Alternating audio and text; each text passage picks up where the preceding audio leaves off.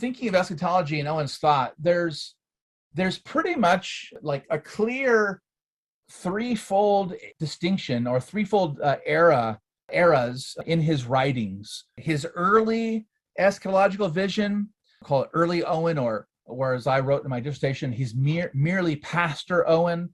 In one of his earliest writings, 1643, quote, "The glass of our lives seems to run and keep pace with the extremity of time. The end of those, quote, ends of the world, which began with the gospel, is doubtless coming upon us. He that was instructed what should be till time should be no more, said it was the last hour," quoting from 1 John. "Much sand cannot be behind, and Christ shakes the glass," right? So think of an hourglass being shook until all the sand falls down.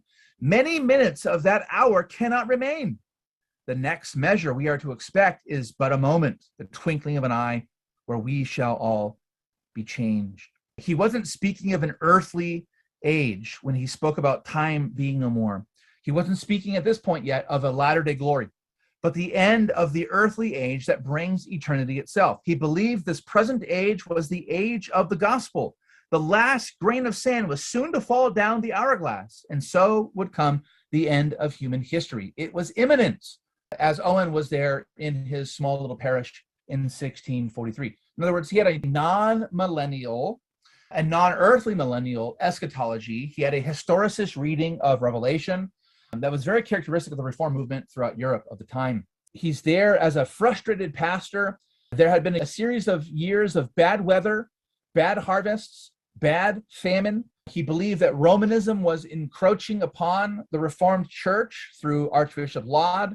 The Civil War that had just begun in 1642 was a precursor of the end of history. And so he was living in, quote, these evil days. So he was sitting there as a pastor, writing to his congregation, saying the last drop of sand was going to fall to that hourglass, and the Lord was going to be here. And that's the end of it. That's eternity.